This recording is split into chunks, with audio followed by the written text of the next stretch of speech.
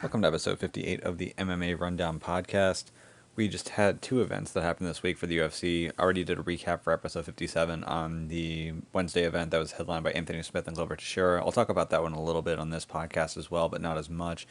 But the first thing I'll talk about is the main event between Alistair Overeem and Walt Harris. After that, I've got a bit of a rant on Walt Harris that I kind of feel bad about going into just because of the timing for Walt, but it's one of those points that I brought up a lot, and given that it's coming up in a main event, I feel like even though bagging on Walt Harris isn't the best thing to do right now, in some ways it kind of feels a little bit necessary to bring this up, so I will.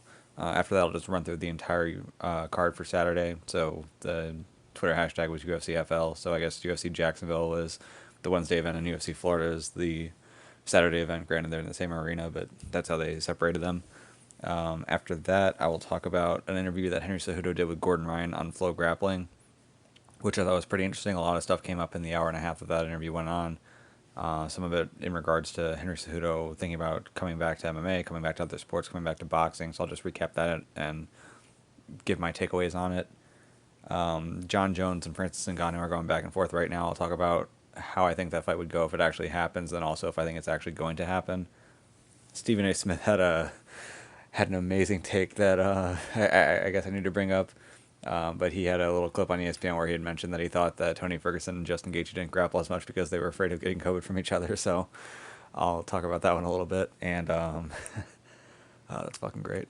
And and then the last topic will be the results for the big matches and the fight to win cards from this weekend. Again, Jiu-Jitsu had a little comeback. Granted, submission underground has been going on throughout it, but fight to win, I guess, at least had their comeback on Flow Grappling. So I'll talk about that event as well, or those events as well.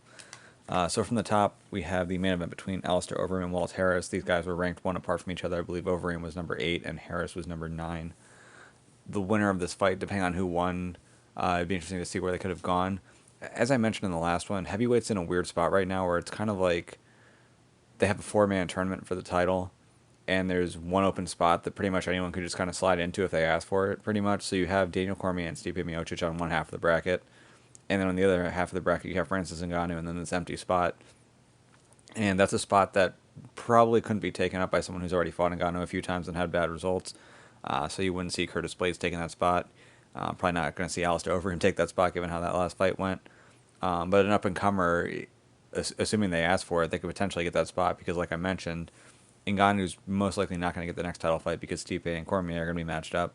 And for him, he'd prefer not to wait an extended period of time to fight. So if you really demand a fight with Francis Ngannou and you have a good enough reason to be given that fight, effectively, if you get the fight with Ngannou, yes, you're going to have to fight Ngannou, and that's going to suck. But if you do win, you've pretty much locked up the number one contender spot, and you're pretty much going to get the next title fight once the Stipe versus Cormier thing is handled.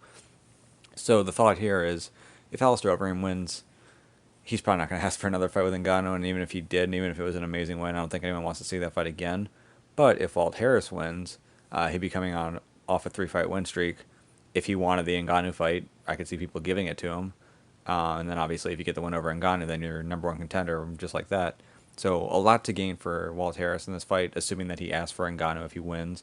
For Overeem, I mean, a win is still a good win over a top 10 guy, and it keeps him relevant in the division and gives him another shot at another top 10 guy and gives him a chance to build his way back up towards the title. So early on in the fight, Walt Harris is able to land really cleanly on Overeem. Just a nice little combo that drops Overeem up against the fence. Pretty close to finishing Overeem up against the fence as well.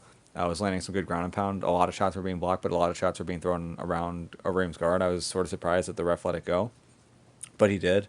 Overeem, for the most part, was still actively defending himself, even if he was covering up and even if he was stuck in a pretty bad position. Eventually, Overeem was able to get kind of like a half-assed heel hook attempt on Walt Harris, and Harris, rather than trying to like fight through Overeem to defend it, just kind of bailed out, and as he bailed out, Overeem came up on a kind of like a lame attempt to double leg him.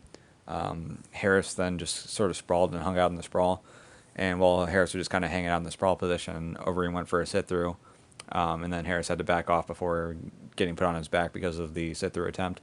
So as a result, they go back to their feet. Harris still has Overeem hurt, has him up near the fence, goes for a kick, sort of loses his balance, but was still in a position where he could have fought the hands and gotten free, or at least been able to be held up against the cage until he was able to pummel his way into a better position, but ends up getting taken down instead. Has a butterfly hook while he's on the ground. Again, he could have used that to elevate or at least try to get some kind of guard and get foot to hips or get his back up against the fence and work his way back up. Rather than that, he sort of turned away, and Overeem just passed right by his guard. Eventually, Overeem's able to get one of those. I'm trying to think of what the best term for the grip is. It's a grip that you see a lot from Khabib Nurmagomedov. It's a pretty good grip in jiu-jitsu too, where you're kind of like grabbing their near side arm with your same near side arm, but you're kind of like scooping it up behind their back. So you're isolating that, and then it's effectively your left arm versus their left arm, and you're gonna be able to land a lot of punches there. So Overeem was just hitting him over and over and over again from that position. Harris was near the fence, so it sort of limited the power that Overeem could have put into those punches, but still it was a lot of unanswered shots.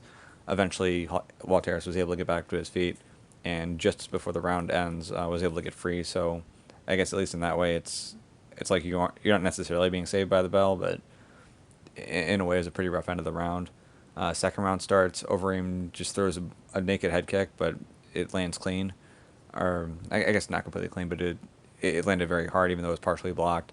Then lands another big punch while Walt Harris is already hurt, drops him to the ground, gets on top, has his back, eventually gets both hooks in, flattens him out, and from the time that he dropped him, I counted 61 punches. I'm not saying 61 that got through and weren't blocked, but 61 straight punches that were unanswered before Dan Miragliotta finally stopped the fight. And it was one of those things where I think a lot of people wanted to see Walt Harris win this fight. I believe that Miragliotta wanted to give Harris a chance, but Harris was not improving position at all. And at some point, you got to be like, look, if you can't improve position here, I got to stop it. And Walt Harris just wasn't doing much to improve position. It continually got worse on him, and the fight had to be stopped, and it was.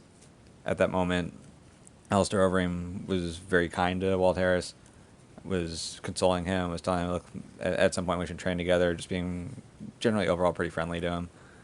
And they had the post-fight interview. It sounds as though Overeem is looking for another run at the title, not exactly looking to take that spot against Ngannou, which makes sense, but he's still looking to fight some other top contenders and work his way up. For Walt Harris, losing to a guy who you're lower ranked than, even if it's one spot, it shouldn't drop him too much, so he should still be top 10 after this is over. I think a lot of people are pretty understanding of him that, hey, look, this wasn't the best situation to be in, having a return fight after such a massive personal tragedy. So it's not as though he's in any risk of losing his job or losing his spot in the division. I think he'll be pretty much right where he started. I don't know that he's going to get another main event in his next fight, but he'll still likely be a top 10 heavyweight and have a chance to work his way back up to the top relatively quickly, too. So that pretty much covers it for the main event. Now for the rant. So here's the thing. It's pretty well known at this point that Walt Harris had a lot of personal tragedy heading into the story, and a lot of people wanted to see him do well. Just the overall thought of like being critical of him, it just seems like this is bad timing, and this was one of those things that I really wanted to sleep on and think about, because in general there's a point that I brought up many times over, and I feel like because this happened in a main event that it's really worth bringing it up right now. So it's one of those things where it's like, do I bring up a point that I've been repeating over and over because it's coming up in a big spot like a main event right now, or do I hold back on it because the person who I'm going to have to be critical of is someone who's a bit of a sympathetic figure? And I think you can have two things understood at once. Like, obviously, as a human, I really feel for Walt Harris, and I feel terrible for him. The things that I'm going to say right now aren't issues with him personally. It's something that happens with a lot of fighters. It's not just a Walt Harris thing. It's just that in this case, Walt Harris was a very visible example of it. So take the criticism I'm about to give to Walt Harris as professional criticism, not as a personal thing. It seems as though he's a very good guy. A lot of fighters who've talked about him, they've talked about him as a pretty good guy even before this whole situation happened with Anaya. Never mind after. But a point that I brought up many times is a point that bugs me to no end with a lot of professional MMA fighters. Effectively, look, if you have decided that you're going to be a professional MMA fighter, you were deciding that that's what you're going to dedicate your life's work to, at least for the next 10, 15, 20 years, depending on how long you want your career to go. And when you look at how money works, the money that you make at the regional scene, fairly low. The money you make at the lower end of the UFC, a good deal higher, but still not quite where you want it to be. Once you start getting into that contender spot, You can make pretty good money, but once you go from contender to champion, it's a huge rise in money. So with that being said, the better you can make yourself as a fighter, the more you can dedicate yourself to the craft, the better you can do to not just set yourself up for life financially, but also set your family up for life financially. And one thing that bugs me to no end is fighters who have been in the game for a very long time, but their development is slower than people who train in different aspects of the game just for fun. So for Walt Harris, his amateur debut was, I believe, in October of 2010. His pro debut was in March of 2011. So we could just say, I think it'd be safe to say, just to make this easy to count, that January of 2011, so start of 2011, is when he decided, I'm going to become a professional mixed martial artist. So from January of 2011 until now, that's a little over 9 years. If you think about boxing, if you think about wrestling, if you think about jiu-jitsu, and really any other skill set that you're going to need in MMA, and think about if you were just to take a random person, someone who's doing this for fun, someone who just does it because it's something they like to do after work, maybe it's something that they like to do just to relieve stress. If they were to tell you, I've been doing this for 9 years, what level would you assume that they were at? If we're doing this, if we're asking that question for jiu-jitsu, if someone were to tell me, I've been training jiu-jitsu 3 to 4 times a week for 9 years, guess what belt I'm at, or guess generally what level I'm at. Belt is more of a gi thing. You can train no gi, but still sort of be at a certain level of competency. I would assume that someone who has trained 3 to 4 times a week for the last 9 years is somewhere around high purple to brown belt for Brazilian Jiu-Jitsu competency. And again, that's assuming that there are some injuries mixed in as well. Like, I'm not saying that 3 to 4 days a week, never doing any less than that. Obviously, over the course of that period of time, you're going to have to take some time off for certain reasons. But high purple to brown, I think, is a fair assumption there. Wrestling-wise, it's a little bit tougher just because when you're a kid, you can be really focused on wrestling because there are a lot of wrestling programs for kids. For adults, it's a little bit different, even with the gyms. So wrestling competency is a little bit trickier to get into, and then striking, the belt system isn't quite the same there. I will say you can definitely see some big improvements in Walt Harris's striking over time, even in this fight. There were a lot of feints that he was using. He was doing a good job of leading with the jab. Some areas that could definitely have been better, but his striking has definitely improved over time. You can give him that. But on the jiu-jitsu end, if the assumption is that someone who's not doing this professionally, someone who's just doing this for fun, is going to train 3 to 4 times a week, and then we're looking at Walt Harris, who as a professional, obviously he's not a professional jiu-jitsu fighter, he's a professional fighter, but 3 to 4 jiu-jitsu classes a week for a professional fighter is not asking too much at all. I just don't believe that. But when you watch this fight, once he had Overeem dropped, he wasn't really doing much to clear Overeem's legs to really get into a completely dominant position. He was just kind of accepting that he could be from guard to finish off, to try to finish him off. And again, that's not the worst thing ever. He has long arms. He was still able to land some punches. But to me, where things really started to go wrong was when Overeem was just kind of like trying some half-assed measures to defend himself towards the end of that flurry. And that heel hook especially, like, it wasn't a strong grip. If Walt Harris had taken the time to really improve his jiu-jitsu to a level I think would be reasonable for someone who's trained as long as he has and who's been a pro as long as he has, chances are he probably just clears the like that was being thrown on the top, just shoves it down, stays in there, doesn't back out of that exchange. But even still, once he's made that mistake, once he decided to back out after sort of a lame leg lock attempt from Alistair Overeem, he sprawled on top of him again. That's still a dominant position. It's a position where he could try to circle the back. It's a position where you have to understand that there is the option for the sit-out. The reason why you don't see a sit-out a ton from that position in MMA is because most often the guy on top is aware that it's an option and he's prepared for it. It just looked like Walt Harris was just kind of laying on top of him, not really doing a whole lot to threaten from that position. And as a result, Overeem was like, okay, well, maybe I can hit a sit-out here. Goes for the sit-out, and then Walt Harris has to react to that and just kind of gives up the top position. So from being on top, which is a really dominant position in heavyweight, there were moments where Walt Harris could have done enough to finish there. He didn't do so. Moments where he could have kept himself on top rather than having to bail out and avoid getting swept. And it just seemed like there were some mistakes there that should not have happened for someone who's trained as long as he has. But that's not even where it was at its worst. Where it's at its worst is after he misses that kick, or after he starts stumbling around after the kick, it seemed as though had he been focused on wrestling all this time, had he been focused on jiu-jitsu all this time, he's probably not getting taken down in the first place from that position. But even after the takedown, he had a butterfly hook. He had like a semblance of a guard. He could have tried to play guard. He could have tried to elevate. Could have tried to control with overhooks on Overeem's arms to keep him from really ground and pounding from top immediately. But rather than that, he just sort of turned away and didn't do a whole lot. And then when Overeem got into that side control, again, you try to turn in, try to shrimp and recover a guard or work your way back up with the fence. He wasn't doing that. Just kind of laying there, looked as though he didn't know what to do from there. Ends up getting his wrist captured. Again, the wrist capture is a good position for ground and pound, but it's not one that you're supposed to be able to hang on to for 2.5 minutes. There's a reason why Khabib doesn't hang on to it for 2.5 minutes. Generally, when someone has it on you, you kind of have to like shoot your back to the mat and face into them. Granted, you're probably going to take a couple shots on the way in doing that, but you don't want to be stuck in that position, so it's kind of a trade-off you have to make. Never did that, just kind of lay there the whole time until it seemed as though Overeem kind of got bored with it and then started throwing knees to the body up against the fence. And then the second round, it's a little tougher to rip on his jiu-jitsu in the second round just because it was off of him getting dropped. It's not as though he was completely lucid, but even still, he just kind of lay there. There wasn't really a whole lot of effort to work his way back up. There were a couple times when it looked like Overeem was riding high, where Harris could have made it a little bit tougher to get the hooks in. Didn't do any of that. Got flattened out relatively easy.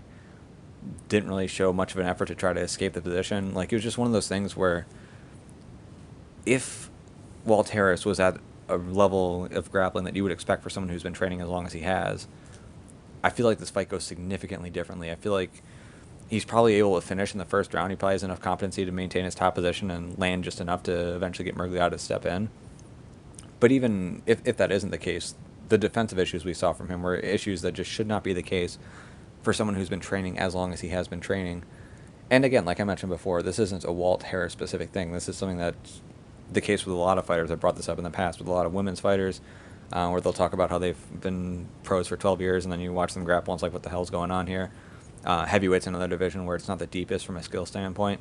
And so for that reason, oftentimes guys who have this issue don't get to the main event level because if the division's deep, generally if you have these big glaring holes in your game, you're not going to get to a point where you're fighting in a main event. Heavyweight's not the deepest division. Heavyweight tends to favor striking a lot more so than grappling. There's a reason why Francis Ngannou gets made fun of for his wild technique, but is still a top contender at heavyweight. It's because he's just so much more powerful than the other guys. He's difficult to take down and hold down. And even if his striking isn't the most technical, because he hits so hard, he can get away with it. So heavyweight's a division where this type of thing can happen, and unfortunately in this case, this was an example where we got a guy in a main event who just was showing a real lack of competency in a key area of mixed martial arts. So for Harris, his striking has looked pretty good. He obviously knocked out Sergey Spivak. He knocked out Alexei Oleinik. He almost knocked out Alistair Overeem here. He's going to be a dangerous guy for a lot of guys at heavyweight. He's a guy who I'm sure will still stick around the top 15 for a little while. But for him to get to a title level, you just got to be able to deal with grapplers. There's a reason why he had trouble with guys like Jared Rochold in the past, and you'd figure that after a loss like Rochold early in his career, he would have really made it a big effort of his not to allow himself to just be so badly out-grappled again. But obviously in this case with Overeem, that wasn't what we saw. So for him, tough loss, but you know, what do you expect? Like, if you're not going to put enough focus in jiu-jitsu, you're not going to make the improvements you need to make. And for that reason, unfortunately for him, just a really, really tough fight for him after he had that moment where like he was able to get the finish. And whenever we see him next, if he has to face another grappler, you have to be worried that this can happen again, because obviously between him understanding that he's a professional fighter and obviously with him having been beaten by grapplers in the past, it seems as though there wasn't enough effort put in to really cleaning up that hole in his game. And there's still a lot of work to be done from where he's at right now. Next topic is going to be the rest of the UFC Jacksonville / UFC Florida card. So in the co-main event, we had a fight between Claudia Gadelha and Angela Hill. This was a tough fight to score. So in the first round, Gadelha was definitely the more dominant fighter, was able to get Hill down. Was kind of stuck in side control for a little while, eventually got to knee on belly, landed a few shots from there, but wasn't really advancing much beyond that. But did get the takedown, was dominant for much of the second half of the round, and landed some good shots early on in the round as well. So you'd have to give her round one. Round two, Angela Hill was doing a lot better, especially early on, had dropped Gadelha at one point. Gadelha started to come back a little bit towards the end of the round and was doing pretty well there, but ultimately you'd have to give that round to Angela Hill. So then you kind of have this fight that's 1-1, one apiece. So then the question becomes, okay, well, who won the third round? When I was watching it, I was getting annoyed by the announce table because it sounded as though they were heavily in favor of Angela Hill. Some of the things that they were mentioning just didn't really strike with what I was saying. Like, for example, a lot of times Gadelia was throwing this check left hook where she would pivot out on the hook. And there was one time where she was pivoting as she threw the hook, but as she was throwing that check hook, she also got hit as well. But it wasn't like she got hit all that hard. But because she was pivoting as she threw the hook, the announce table made it sound as though the movement from her was in relation to her being hit, not in relation to her already making that movement for the check hook. So they're making it sound like she was getting stumbled when she really wasn't. Looked like Gadelia was landing the harder shots, was landing a lot with her right hand as well, had a decent jab. And to me, it looked like Gadelia had done enough to win that round. Now, granted, if you were listening to the announce table and you took them for what they were saying, I think he probably would have been under the impression that Angela Hill won that round. But to me, what I saw from Gadelia was definitely more effective than what I had seen from Hill in that third round. So I thought that Gadelia had done enough to win, and she actually did get the win there. With that being said, as far as Claudia Gadelia goes, there was a lot of talk before this fight, at least on the broadcast, where it's like, okay, well, now that she's with Mark Henry, she's a completely different fighter. I think her striking is getting better over time, so that is an improvement. But early on in her career, her takedowns, at least up against the fence, were enough for her to get fights to the ground. Her black belt level jiu-jitsu was enough for her to dominate on the ground.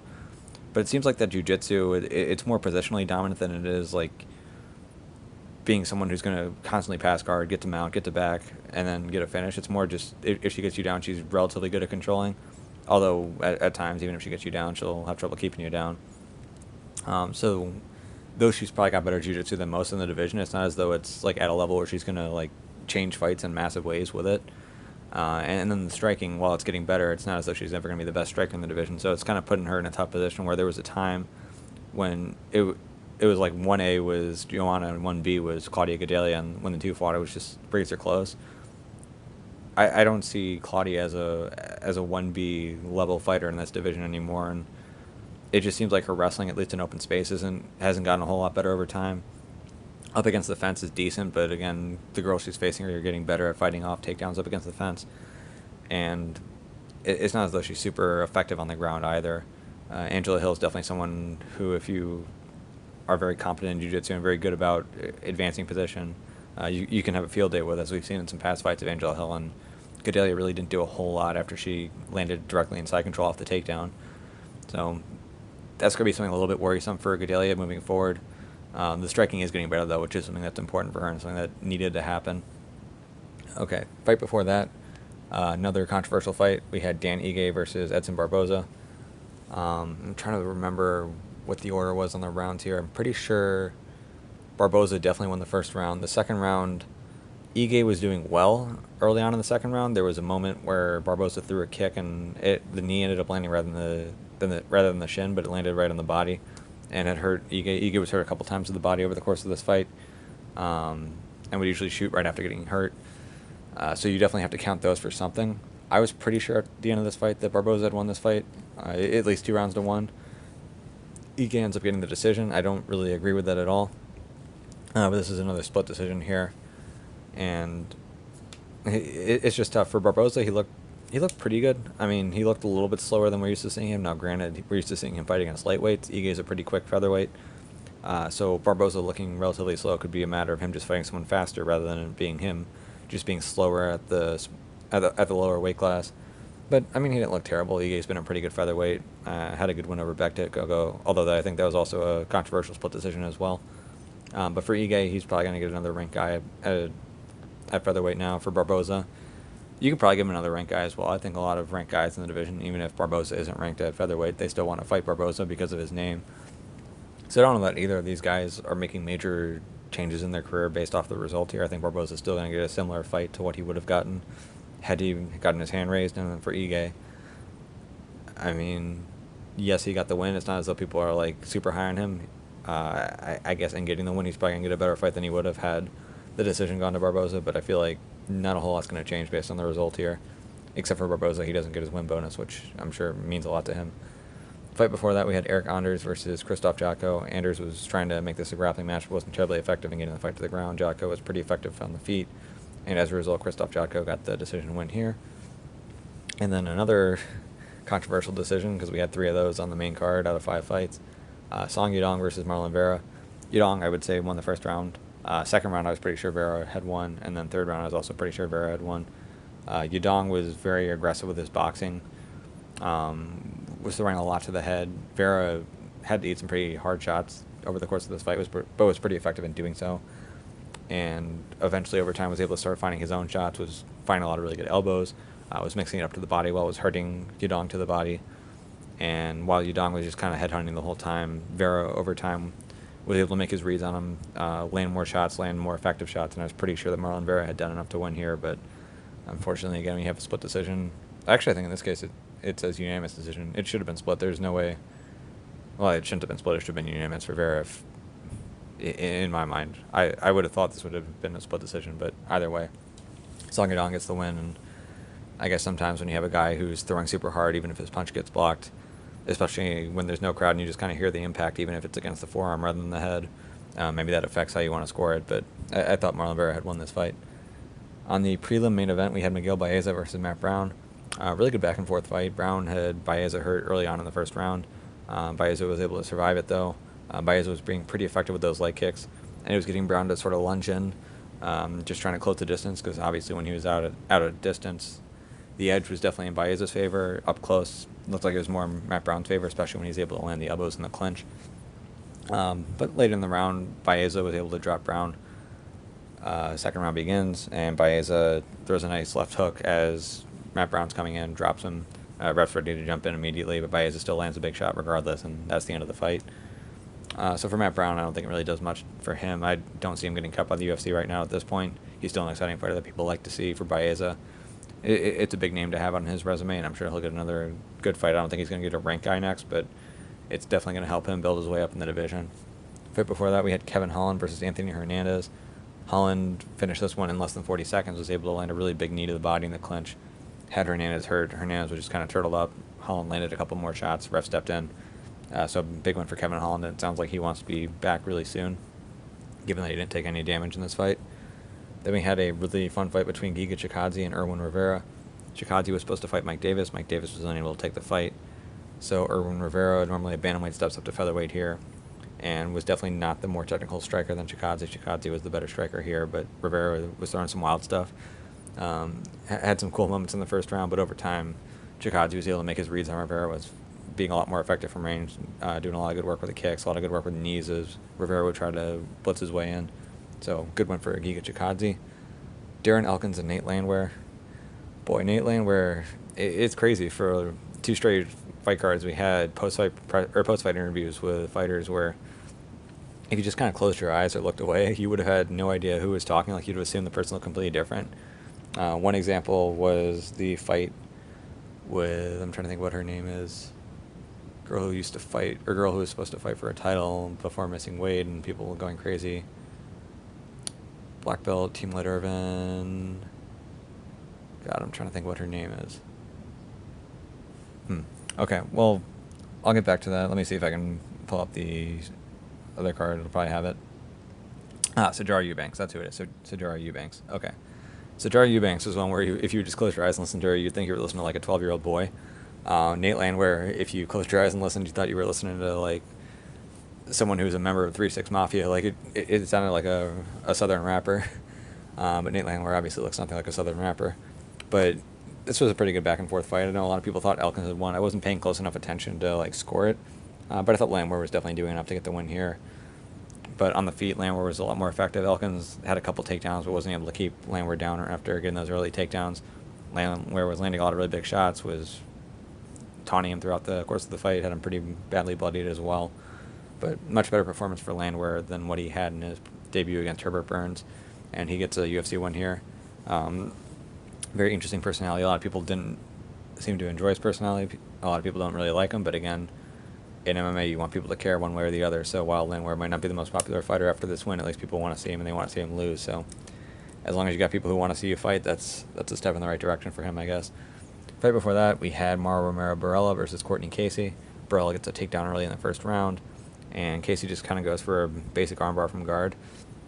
He's able to lock it up, extends out, and then gets a tap, and then continues to extend beyond the tap, just waiting for the ref to step in. It's one of those positions where it's like I don't blame Courtney Casey for continuing to hold the submission until the ref steps in. Technically, that's the right thing to do, especially in competition. With that being said, when you've got the tap, do you need to continue to extend, or do you just want to hold it where it's already at? I think there could be a question there. It's not as though the armbar is one where if you don't continually extend, you lose it. Like, you can kind of hold it straightened out and not have to like continue to like break it and continue to like pop into it.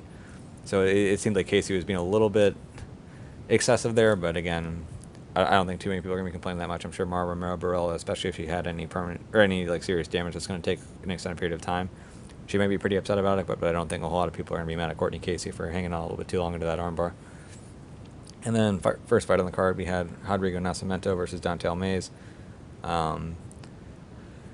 This was a heavyweight fight where Dante Almeida, he definitely had some trouble with Ciryl Gane on the ground. Like, it shows that Dante Almeida is looking to win most of his fights on the feet. His grappling is nowhere near where it needs to be right now to be at a UFC level.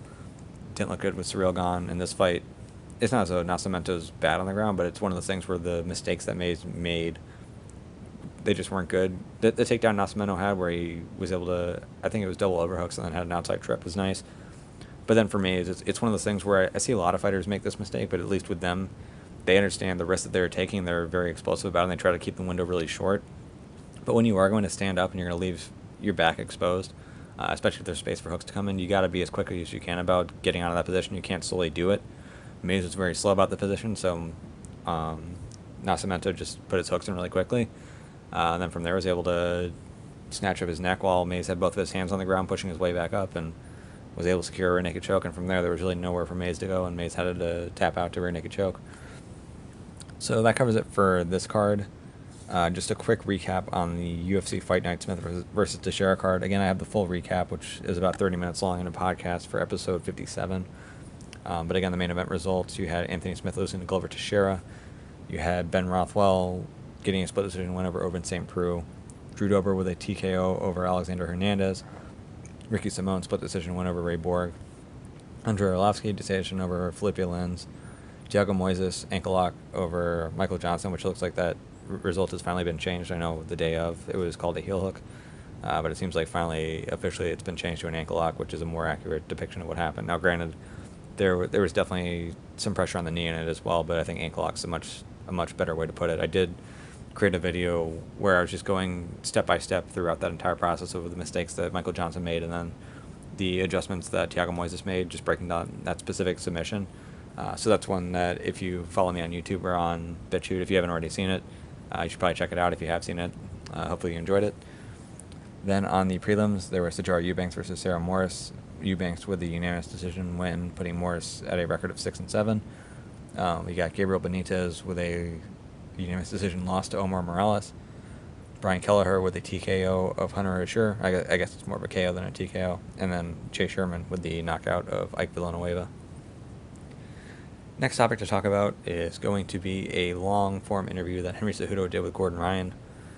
And this was sort of a tough interview to get a read on, just because Henry Cejudo is someone who I'm still trying to get a read on just in general.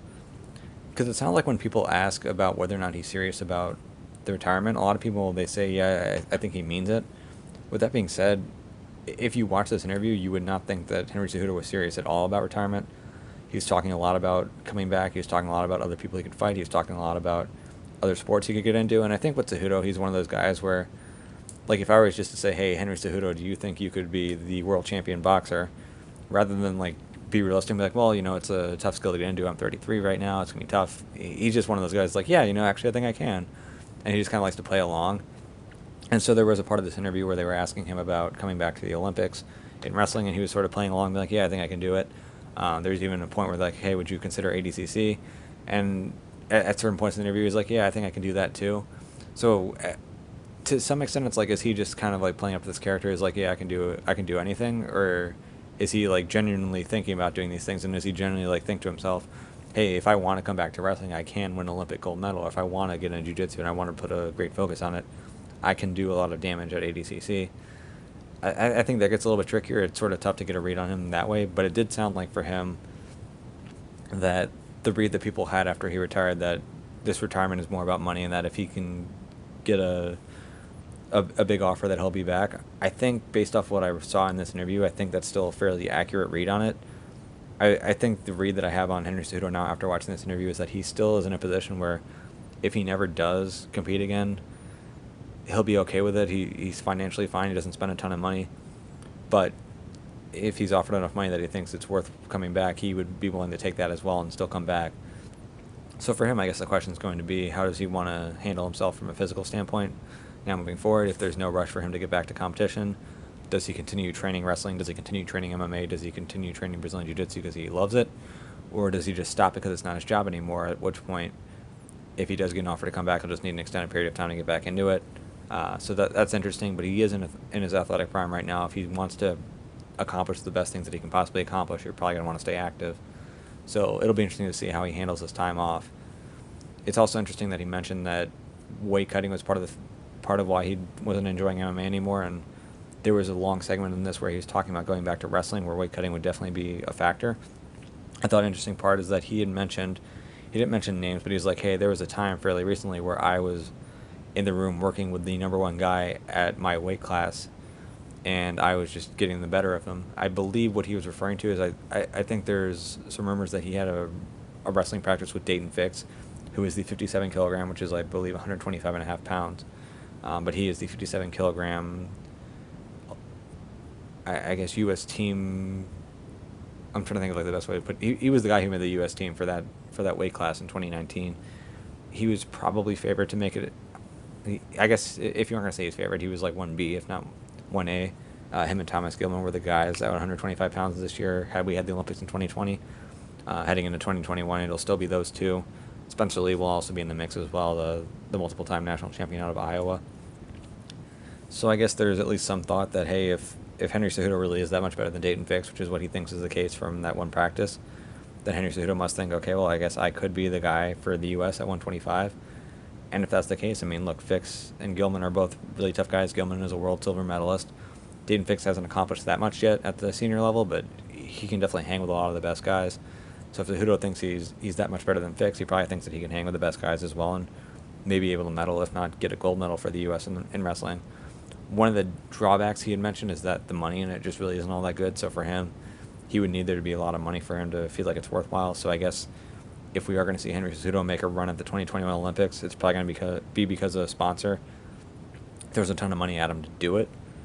I don't see a sponsor being willing to do that. Maybe there is one. I don't know what the number that he'd be looking for is, given the amount of time and the amount of effort that goes into it. If he isn't happy about taking $350,000 for an MMA fight when he's going to fight a couple times a year, like, is $1 million for him to devote a year to the suck that it is, to the suck that getting ready for wrestling would be. Like, I don't know if that's going to be enough money for him. So if money's the sole factor there, I don't know if we're going to see him coming back, but it is interesting to see that, at least in his mind, he thinks he's good enough to be the 125-pound representative for the U.S.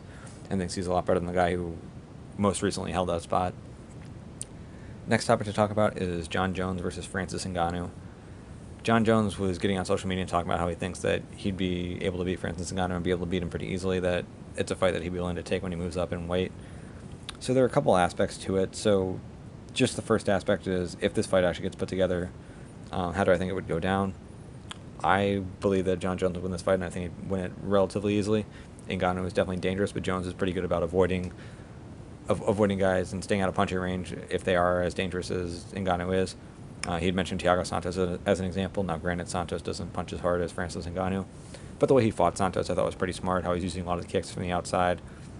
Didn't really let himself get into boxing range all too often with him. Santos did a good job of avoiding takedowns. As far as how this fight would look, I would assume that Jon Jones is going to come out and just try to fight from the outside again.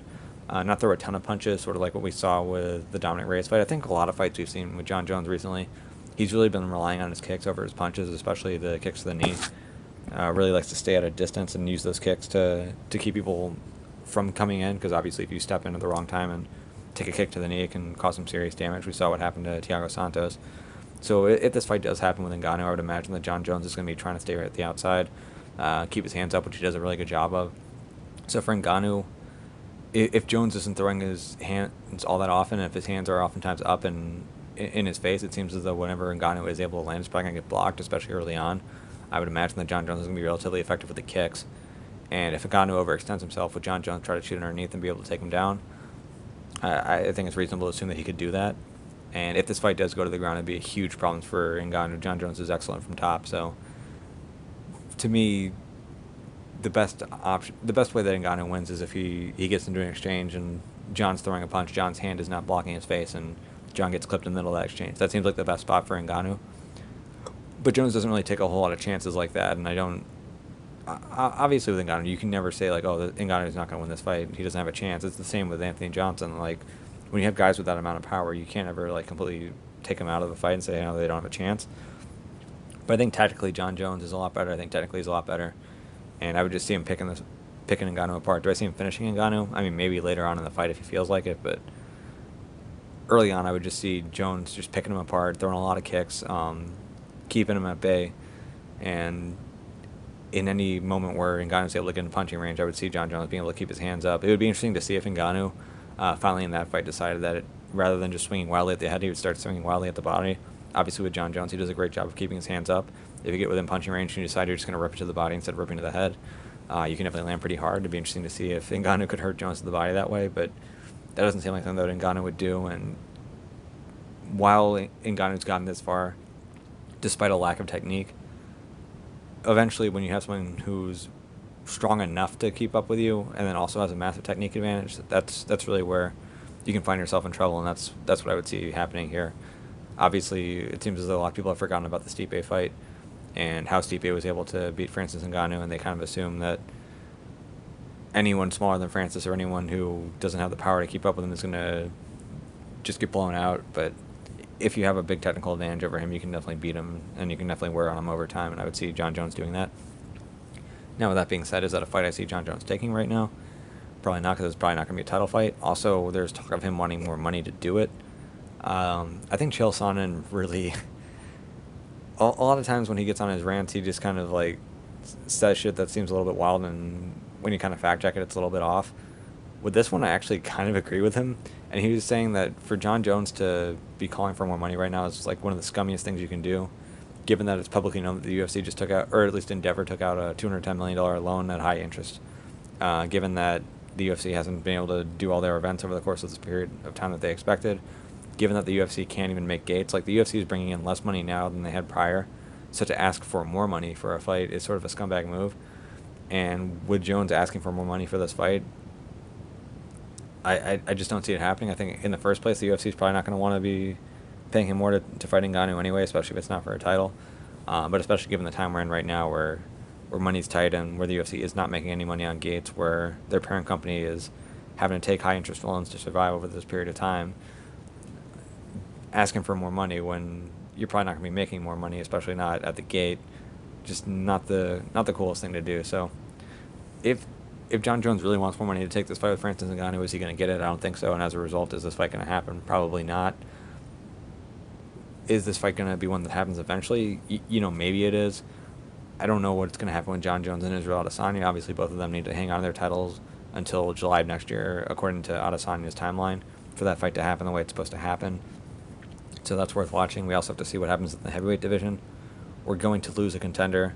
We're going to lose Daniel Cormier regardless. So if Cormier wins and then retires as the champion, he'll be gone from the division. If he loses, he'll be gone from the division, at which point the number 2 guy is going to be Francis Ngannou. If Ngannou beats the winner of that... Well, I guess he wouldn't beat the winner of that fight if it's Cormier, but if he then gets a title fight afterwards, and then gets the title after that, could they make the Jon Jones versus Francis Ngannou fight if both of them have a title at that point? It might make more sense at that point, especially if things get back to normal, the UFC is back to running live events. If Endeavor is able to pay off their loan, maybe even if they pay it off early, they don't have to pay full interest. So things could work out in the future where that makes sense, but I don't think the next fight for each other is going to be each other. Next thing to talk about is Stephen A. Smith. Just a quick note. I just thought it was kind of funny and worth mentioning a little bit, but he had mentioned in response to the Tony Ferguson and Justin Gaethje fight that in his opinion the fighters were not grappling as much because they were worried about getting COVID from each other. Yeah, that's just definitely not the case. We saw fights where guys were grappling with each other in the first place, but then in terms of the Tony versus Justin fight, I'm sure Tony would have been happy to take Justin down, get on top of him, and dominate him. For Justin, he had no reason to take Tony down. But for Tony, just closing the distance and getting in deep on a shot wasn't really an option. He did go for that Imanari roll late. That wasn't all that effective. But it's not as though COVID was the thing for him. And again, with Tony, like, Tony's a guy who fought 6 months after a catastrophic knee injury. He's a guy who has fought with a broken arm against Michael Johnson. He's a guy who fought Kevin Lee, who had an obvious staph infection on him, and was willing to grapple with him, and obviously won that fight by triangle choke. Now, granted, he got taken down there. It's not as though he was forcing the fight to the ground, but even still, didn't put up much of a fuss there and was still willing to grapple with him and win the fight on the ground. So to think that guy who's willing to do all that stuff would be like, you know what, I know that Justin Gaethje tested negative for COVID, but, scary time, so I don't want to grapple him. Like, that's just, it's a crazy thought. It's one that I'm incredibly doubtful was the case for Tony Ferguson. And it's just one of those things where it was just more amusing than anything. And again, Stephen A. Smith, though having relatively accurate takes is part of his job is that of an entertainer. Stephen A. Smith is a professional entertainer more so than an analyst. And his career, and at least the success of his career, is based upon people watching him, tuning in, and interacting with him. Whether it's that they find that he said something that they just agree profoundly with, that was just worded so much better than they could have worded it, and then in other cases it could just be that he says something so wild that they just have to hear what he's going to say next. And to me, this is definitely one of those things that falls into the so wild you just have to hear what he has to say next category. Final thing to talk about is going to be fight to win. So Brazilian Jiu-Jitsu, or at least fight to win Jiu-Jitsu came back. Obviously, Submission Underground was back. I mentioned last week that there was that big fight with Craig Jones and Vinny Magalhães, where Craig Jones had just busted up Vinny's leg pretty badly, although it's not entirely clear what the exact damage is at this point or how long it's going to take Vinny to come back. But we finally got fight to win back. I'm not sure what the economics were here, because for fight to win, I'm pretty sure I'd heard a past interview, and again, this could change over time. But I think, like, in a past interview, he talked about how Flow pays him like a few $1,000 for each show. They also have sponsors on top of it, but it just doesn't seem like there's a whole lot of money that comes from the streaming side of it. So for them, like a lot of amateur MMA shows, a lot of the money that they get comes from getting people to actually come in at the live show, and a lot of those people will be like family members of the people competing, friends of the people competing, training partners. And so for them not to get a gate was pretty interesting. So I'm not sure what exactly it cost them to put the show on. They also had some pretty good guys on there. So on the Friday card, the main event was between Cyborg Abreu, multiple-time black belt world champion, and Vinicius Trattor, who was the black belt Pan Am champion, also was a finalist at ADCC this year prior to losing to Gordon Ryan in the finals. That match was not a very exciting match. Ended up going the distance. Trattor was on his back for most of the fight. Cyborg was trying to pass, but really never came all that close to passing, but Ferreira didn't come close to doing anything either, so Cyborg ended up getting the edge there. In the co-main event, I'm trying to think which one this was, because there were 4 fights that were either main or co-main event. I guess the Saturday main event, just going main event, co-main event. The main event on Saturday was Osvaldo Caixinho Moisinho versus AJ Agazarm. Caixinho, multiple-time black belt world champion. Agazarm was a black belt Nogi world champion himself and is obviously becoming pretty well known in the MMA space. Fights for Bellator right now. He's been training with the Diaz brothers for a while, and I guess that's rubbed off on him. In his walkout, he was walking out with nunchucks and doing a little routine there. But then the match started, and pretty quickly Moisinho was able to take a hold of it. Had a few really close submission attempts. Was doing a lot of work from his omoplata position.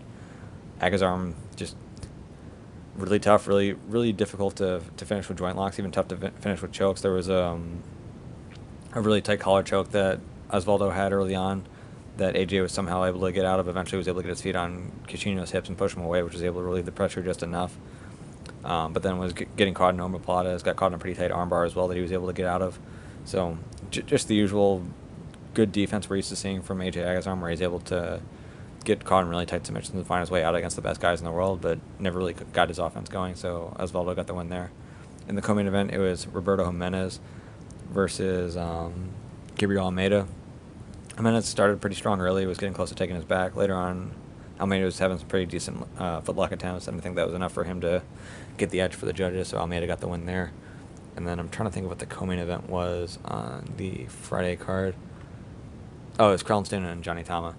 Yeah, that was a pretty tough fight. They were both going back and forth. Krellenston had a couple of moments where it looked like he was pretty close on some heel hooks and let him go really surprisingly quickly. I guess for him, he trains those moves a lot, and I guess if he felt like he was going to lose the leg lock. Oftentimes the risk when you're going for leg attacks is if you lose it, you can end up exposing your back, especially against some of the better jiu-jitsu guys out there. So for him, maybe he felt like he was losing the position, so it'd be better to let go than to hang on too long. But that sort of made things difficult for him. Tom was throwing his own leg attacks in there as well, was being pretty aggressive. I guess some of the leg attacks looked like they were pretty close to being finished, but it's not like anything was like super close. But these guys were just going back and forth, attack after attack. It's sort of like with the main event and co-main event. The main event was like an example of like worst case scenario for a high level black belt match where the two kind of stall each other out, nothing really happens. The Carlston versus Tama match was sort of like a best case scenario where the two are just firing off attacks on each other, and you're seeing both really good offense and also really good defense to get out of it. But Johnny Tama was able to get the decision win there in a pretty close one. I think Carlston thought he had won at the end of it. So that covers it for this week. There will not be a UFC card next week, although they are likely to have a card on the 30th. I think right now the plan is that they will be having it at the Apex. If the Vegas Commission doesn't work with them to get it done by then they're probably going to go to Arizona. As for Fight to Win, I'm pretty sure they're going to have events next week. I don't believe that they've announced the main event or co-main event of that yet, though. But as far as next week goes, I'm sure I'll be previewing the May 30th card, which should be headlined by Tyron Woodley and Gilbert Burns. And then I'll probably be recapping, and then I'll also previewing some more Fight to Win cards. And I'm sure over this period of time we're going to have some more fight announcements as things start to get back to normal. And hopefully from there we'll have plenty to talk about, and won't just be what's going on in the cage, but also what's going on outside of it. And then eventually we're going to get back to a point where every week they're going to have events again. So it was really nice to have 3 events over the course of 8 days. Really enjoyed having the UFC back. Hopefully we're going to keep getting more events out of them. Hopefully they're going to get to a point where they can start having fans in the audience again. But it was nice after a month and a half of not having any MMA to finally get MMA back in the last 8 to 10 days. It was nice getting some big jiu-jitsu matches back as well, and hopefully this is a sign that things are going to finally start getting back to normal. I think in Texas, some jiu-jitsu gyms like the Gracie Baja gyms are fully opening up. There have been some gyms that have gotten to a point now where the people who run them like, I don't care what the local ordinance is. We'll let you train if you want to train. So hopefully local laws allow these gyms to open up. But even in the cases where they're not, it seems as though more and more are starting to open back up at this point. So it seems like slowly we're getting back to normal, and that's really something that we've needed for a while, and definitely appreciate it.